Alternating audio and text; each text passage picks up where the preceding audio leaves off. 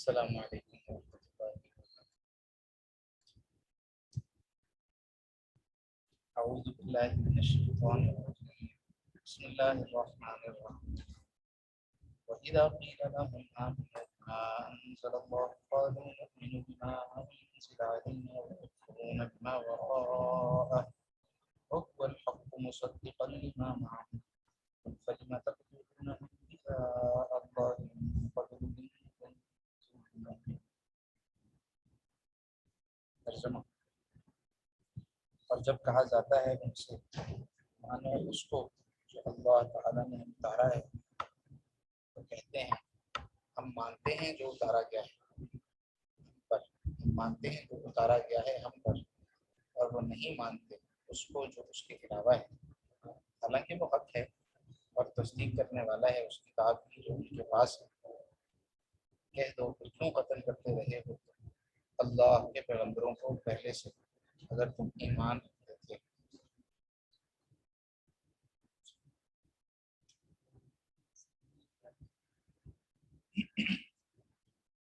تفسیر: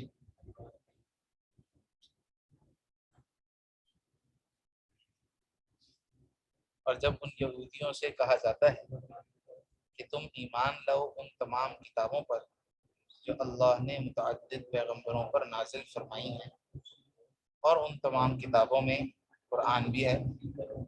تو جواب میں کہتے ہیں کہ ہم تو صرف اسی کتاب یعنی تورات پر ایمان لائیں گے جو ہم لوگوں پر حضرت موسیٰ علیہ السلام کے واسطے سے نازل کی گئی ہے۔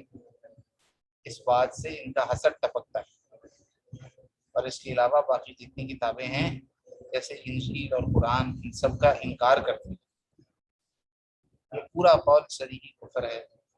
اللہ تعالیٰ نے ان کے اس قول کو 3 طرح سے رد فرمایا ہے۔ اولاً یہ کہ حال یہ ہے کہ وہ یعنی تورات کے ماسوا کتابیں بھی فی نفسی حق اور واقعی ہیں، لیکن ان کے انکار کی کیا وجہ؟ اور دوم، فی نفسی حق ہونے کے علاوہ تصدیق کرنے والی بھی ہیں اس کتاب کی جو ان کے پاس ہے، یعنی تورات کی، تو اس انکار سے تو خود تورات کی تکذیب لازم آتی ہے۔ اور سوم، آپ یہ بھی کہیے کہ اچھا تو پھر کیوں قتل کیا کرتے تھے اللہ کے پیغمبروں کو اس سے پہلے اگر تم تورات پر ایمان رکھنے والے تھے؟ حالانکہ انبیاء علیہ السلام کو قتل کرنا تمام آسمانی کتابوں کی روح سے کفر ہے۔ پھر تمہاری گروہ کے لوگوں نے جو بہت سے نبیوں کو قتل کیا جن کی تعلیم بھی تورات کے احکام کے ساتھ خاص تھی، اور تم ان قاتلوں کو اپنا پیشوا اور مقتدا بھی سمجھتے ہو، تو براہ راست تورات کے ساتھ کفر کرتے ہو۔ اس سے تو تمہارا تورات پر ایمان کا دعویٰ بھی غلط ٹھہرتا ہے، غرض کسی بھی پہلو سے تمہارا قول و فعل صحیح اور درست نہیں۔ گویا کہ قرآن پاک بھی اللہ تعالیٰ نے ہی نازل فرمایا اور تورات بھی اللہ تعالیٰ نے ہی نازل فرمائی، تو یہ کیا بات ہے کہ تورات پر ایمان لاتے ہیں اور اللہ تعالیٰ کی کتاب قرآن پاک پر ایمان نہیں لے کر آتے؟ یہ کہنا کہ ہمارے اوپر جو نازل ہوئی ہم اس پر تو ایمان لے کر آئیں گے اور جو آپ کے اوپر نازل ہوئی اس پر نہیں لے کر آئیں گے، یہ تو محض حسد ہے، عناد ہے، ہٹ درمی ہے۔ پھر فرمایا کہ اللہ رب العزت نے ان کے اس بات کا جواب 3 طرح سے جواب دیا ان کی اس بات کا۔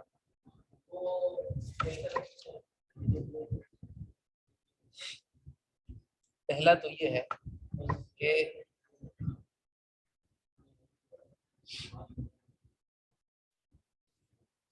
وَهُوَ الْحَقُّ، قرآن پاک بھی حق ہے، اللہ تعالیٰ کی نازل کردہ کتاب ہے، اس کی انکار کرنے کی کیا وجہ ہے؟ جب یہ تورات کو مانتے ہیں کہ اللہ تعالیٰ نے نازل کی ہے تو اس کو مان لیتے ہیں، لیکن قرآن پاک جب اللہ پاک کی نازل کردہ کتاب ہے جو کہ حضور اکرم صلی اللہ علیہ وسلم پر نازل ہوئی، تو محض حضور صلی اللہ علیہ وسلم سے حسد کرنے کی وجہ سے اس کا انکار کرتے ہیں۔ کیا وجہ ہے؟ وہ الحق، حالانکہ وہ حق ہی ہے، اس کو مانو۔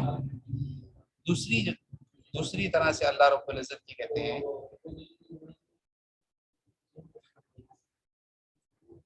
مصدقا لما معه، کہ تم تورات پر ایمان لے کر آتے ہو تو قرآن پاک کو نہ ماننا حالانکہ قرآن پاک کے اندر جو مضامین ہیں وہ تو تورات کی تصدیق کرتے ہیں. تو قرآن پاک کو قرآن پاک کا انکار کرنا گویا کہ تورات ہی کا انکار کرنا ہے، حالانکہ کیونکہ قرآن پاک خود تورات کی تصدیق کر رہا ہے، اور تورات میں جو ہے وہ قرآن پاک کو حق قرار دیا گیا، حضور اکرم صلی اللہ علیہ وسلم کے آنے کی پیشن گوئی کی گئی ہے. تو گویا قرآن پاک کو نہ ماننا خود تورات ہی کو نہ ماننا ہے. اور تیسری بات یہ ہے فَلِمَ تَقْتُلُونَ أَنْبِيَاءَ اللَّهِ مِنْ قَبْلُ إِن كُنتُم مُؤْمِنِينَ. اگر تم اس پر ایمان لاتے ہی تھے، اگر تورات پر تمہارا کامل ایمان ہی ہے، تو یہ بتاؤ کہ پھر انبیاء کو کیوں قتل کرتے رہے؟ حالانکہ انبیاء علیہ السلام تو خود تورات کی تعلیم دیتے تھے اور تورات کو حق مانتے تھے، اور جو ہے نا وہ حالانکہ اس دور کے نبیوں کی کتاب ہی تورات تھی. تو اگر ان کو قتل کرتے تھے اور ان کی بات نہیں مانتے تھے تو وہ گویا کہ تورات ہی کو تم نے غلط سمجھا، اور تم نے تورات ہی پر تمہارا ایمان کامل نہیں ہوا. تو جو ان کا دعویٰ ہے کہ نؤمن بما انزل علینا، جو ہم پر نازل ہوا ہم اس پر تو ایمان لاتے ہیں، ویکفرون بما برا، اس کے علاوہ کو چھوڑ دیتے ہیں. تو فرمایا کہ ان کا اپنا ہی دعویٰ غلط ٹھہرتا ہے، وہ اپنی کتاب پر بھی کامل ایمان نہیں. آگے بعض اور وجوہ دلائل سے ان یہودیوں کے دعویٰ ایمان کا رد فرمایا گیا ہے، ان کے دعویٰ ایمان کا رد فرمایا گیا ہے. پہلی دلیل وہ صریح شرک کے مرتکب ہوئے ہیں. وَلَقَدْ جَاءَكُم مُوسَىٰ بِالْبَيِّنَاتِ ثُمَّ اتَّخَذْتُمُ الْعِجْلَ مِن بَعْدِهِ وَأَنتُمْ ظَالِمُونَ. ترجمہ: اور آ چکا تمہارے پاس موسیٰ صریح معجزے لے کر، پھر بنا لیا تم نے بچڑا اس کے جانے کے بعد، اور تم ظالم تھے. تفسیر: اور حضرت موسیٰ علیہ السلام تم لوگوں کے پاس توحید و رسالت کی صاف صاف دلیلیں لائے. حضرت موسیٰ علیہ السلام تم لوگوں کے پاس توحید اور رسالت کی صاف صاف دلیلیں لائے، مگر اس پر بھی تم لوگوں نے گوشالہ کو معبود بنا لیا موسیٰ علیہ السلام کے دور پر جانے کے بعد، اور تم گوشالہ پرستی کی اس تجویز میں ستم ڈھا رہے تھے.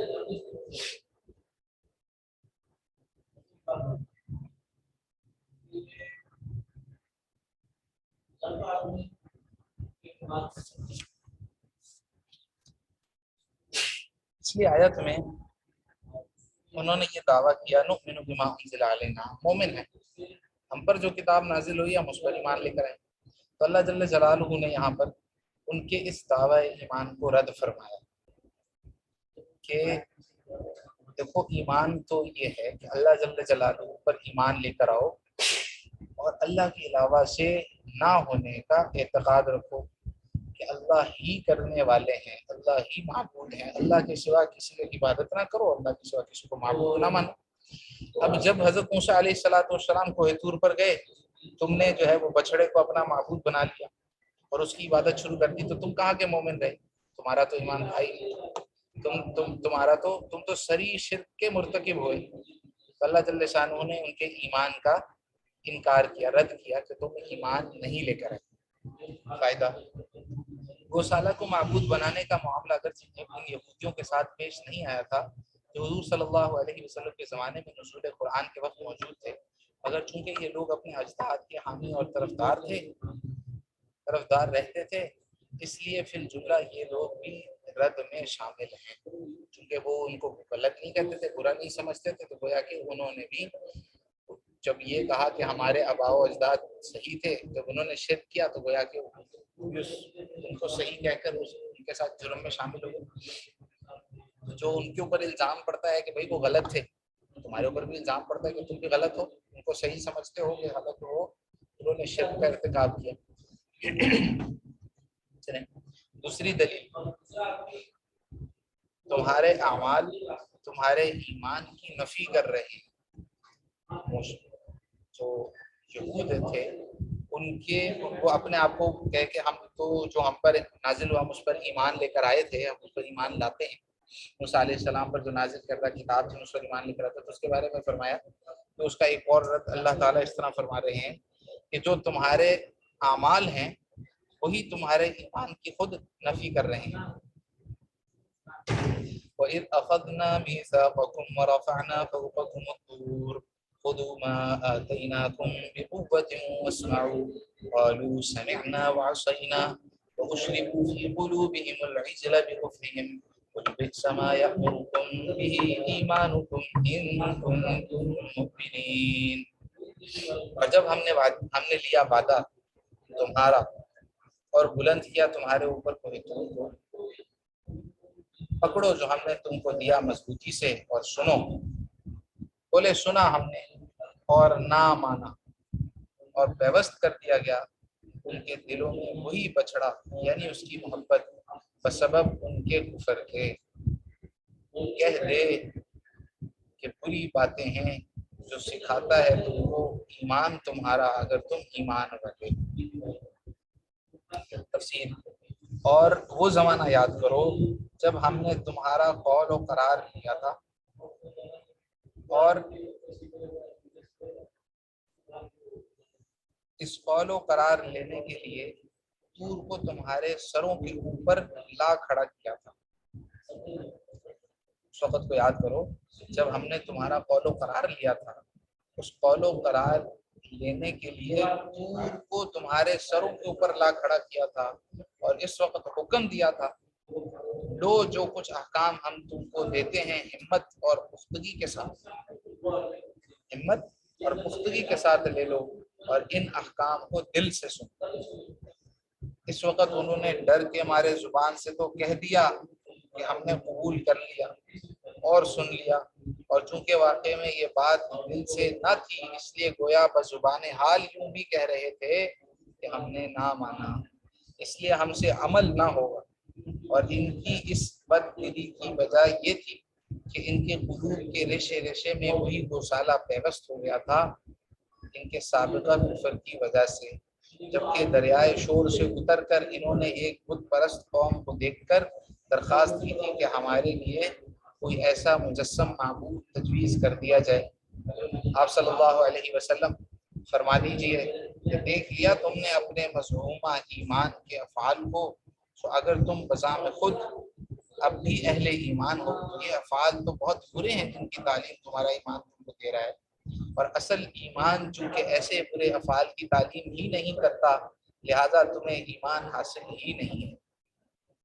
اللہ جل شانہ نے اور قرآن پاک میں کئی متعدد جگہ پر اس واقعے کو مختلف انداز سے ذکر فرمایا ہے۔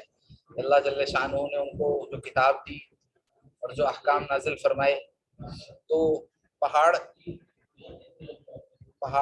طور جو ہے وہ ان کے سروں کے اوپر لا کر ایسے معلق کر دیا کہ مانتے ہو ورنہ اس کے اوپر گر جائے۔ اب انہوں نے ڈر کے مارے مان تو لیا لیکن دلوں میں ان کے بچڑے کی عبادت، کیونکہ وہ لوگ محسوس چیز کے اوپر زیادہ ان کی طبیعت چلتی ہے، جو چیز نظر آ رہی ہے اس کے اوپر ان کی طبیعت زیادہ چلتی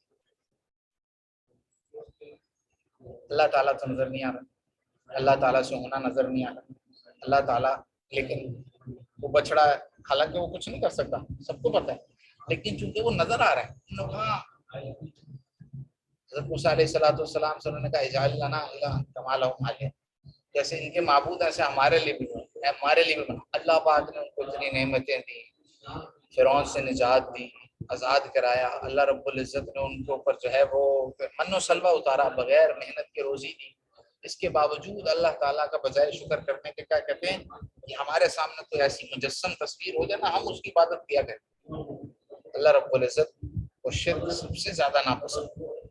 اللہ جل شانہ کو انسان کا شرک سب سے زیادہ، اللہ کہتے ہیں میں نے تمہیں بنایا سب کچھ بنایا تم پھر میرے ساتھ دوسرے کو معبود کرا دو، تو اللہ رب العزت کو شرک سب سے زیادہ ناپسند ہے۔ اس لیے اللہ جل شانہ نے ان کی اس بات کی بالکل جو ہے نا وہ تردید فرمائی ہے، اور ان کے اس کفر کو ذکر فرمایا ہے کہ دیکھو دل سے تو تمہارا پھر بھی نہیں مان لیتے، سمعنا کہ ہاں ہم نے کہا کہ ہاں سن لیا ٹھیک ہے لیکن وعصینا بزبان حال تم نے گویا کہ یہ کہا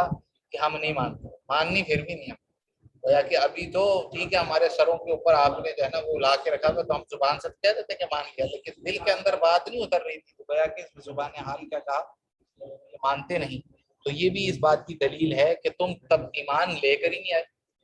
کہ تم نے تو زبان سے اوپر اوپر سے بس مانی تھی بات کہ ہم مان لیتے ہیں، ہاں ہاں اس کے اوپر عمل کریں گے، ٹھیک ہے مانیں گے، لیکن تم نے تو تمہارے دل کے اندر کبھی تصدیق اس کی ہوئی نہیں تھی۔ اس وقت تم نے یہ کہا گویا کہ اس وقت یہود نے، ان کے اس وقت جو ہے وہ دلی جو ہے نا وہ رجحان وہ اسی کے اوپر تھا کہ ہاں کوئی ایسی ظاہری چیز ہونی چاہیے جس کی ہم پوجا کریں۔ تیسری دلیل اس بات کی کہ وہ مومن نہیں تھے، کبھی ایمان لے کر ہی نہیں آئے۔ یہود کا دعویٰ تھا کہ ہم دین حق پر ہیں، یہود کا دعویٰ تھا کہ ہم دین حق پر ہیں اور با ایمان ہیں، ایمان والے ہیں، لہٰذا آخرت میں ہم کو تو ضرور نجات ملے گی۔ ہم میں سے جو تائب ہیں یا ان پر رحم کیا گیا ہے ان کو تو ابتداءً ہی سے جنت میں داخلہ مل جائے گا، اور جو گنہگار ہیں وہ چند روز عذاب بھگت کر نجات پا جائیں گے، اور جو فرما بردار ہیں وہ تو محبوب اور مقرب ہیں۔ ایمان کی نفی کی دلیل اس طرح ہوئی کہ کہا اگر تم اپنے دعوے میں سچے ہو تو آخرت حاصل کرنے کی خواہش بھی ہوگی، جس کی وجہ سے موت کی تمنا کرنا بھی آسان ہو جاتا ہے، تو تم آخرت حاصل کرنے کے لیے موت کی تمنا کرو، لیکن یہ تم کبھی نہ کرو گے کیونکہ تم اپنے کفر سے خوب باخبر ہو۔ لہذا ارشاد فرمایا اعوذ باللہ من الشیطان الرجیم قل ان كانت لكم الدار الآخرة عند الله خالصة من دون الناس فتمنوا الموت ان كنتم صادقین ولن يتمنوا ابدا بما قدمت ايديهم والله عليم بالظالمين ولتجدنهم احرص الناس على حياة ومن الذين اشركوا يود احدهم لو يعمر 1000 سنة وما هو بمزحزحه من العذاب ان يعمر والله بصير بما يعملون۔ ترجمہ، کہہ دے کہ اگر ہے صرف تمہارے واسطے آخرت کا گھر اللہ کے ہاں اور لوگوں کو چھوڑ کر تو تم موت کی آرزو کرو اگر تم سچ کہتے ہو، اور ہرگز آرزو نہ کریں گے موت کی کبھی بسبب ان گناہوں کے جو پہلے کر چکے ہیں ان کے ہاتھ، اور اللہ خوب جانتا ہے ان ظالموں کو، اور تو ضرور پائے گا ان کو سب لوگوں سے زیادہ حریص زندگی پر اور زیادہ حریص مشرکوں سے بھی چاہتا ہے ایک ایک ان کا کہ عمر پائے 1000 برس، اور نہیں اس کو بچانے والا عذاب سے اس قدر عمر دیا جانا، اور اللہ دیکھتا ہے جو کچھ وہ کرتے ہیں۔ تفسیر، اے محمد صلی اللہ علیہ وسلم آپ ان لوگوں سے کہہ دیجئے کہ اگر بقول تمہارے عالم آخرت محض تمہارے ہی لیے ہے بلا شرکت غیرے، تو اگر تم اس دعوے میں سچے ہو تو اس کی تصدیق کے لیے ذرا موت کی تمنا کر کے دکھا دو، اور ہم ساتھ ہی یہ بھی کہہ دیتے ہیں کہ ان اعمال کفریہ کی سزا کے خوف کی وجہ سے جو اپنے ہاتھوں سمیٹتے ہیں یہ لوگ ہرگز کبھی اس موت کی تمنا نہ کریں گے، اور اللہ تعالیٰ کو خوب اطلاع ہے ان ظالموں کے حال کی۔ جب مقدمہ کی تاریخ آئے گی فرد قرار داد جرم سنا کر سزا کا حکم کر دیا جائے گا، اور وہ لوگ موت کی تمنا کیا خاک کرتے، آپ تو ان کو حیات دنیاوی کا دیگر عام آدمیوں سے بھی بڑھ کر حریص پائیں گے، اور اوروں کا تو کیا ذکر، حیرت تو یہ ہے کہ بعض مشرکین سے بھی بڑھ کر آپ ان کو حیات کا حریص دیکھیں گے، حالانکہ مشرکین عرب تو آخرت کے منکر تھے، اس لیے وہ اگر طویل عمر کی تمنا کریں تو کچھ تعجب نہیں، مگر یہود تو آخرت کے قائل ہیں اور اپنے آپ کو جنت کا مستحق کہتے ہیں۔ ان کی یہ کیفیت ہے کہ ان کا ایک ایک شخص اس حبس میں ہے کہ اس کی عمر 1000 برس کی ہو جائے، اور بھلا بالفرض اگر اتنی عمر ہو بھی گئی تو کیا فائدہ ہے، یہ امر عذاب سے تو بچا نہیں سکتا کہ کسی کی بڑی عمر ہو جائے۔ حق تعالیٰ کے پیش نظر ان سب کے اعمال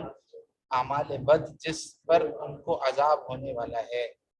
اور حق تعالیٰ کے پیش نظر ہیں ان کے سب اعمال بد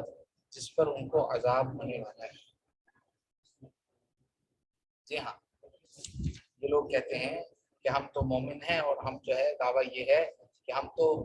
ایمان والے ہیں تو جنت کے تو گویا ہمارے لیے ہے جنت، تو اللہ رب العزت نے ایسی جو ہے نا وہ دلیل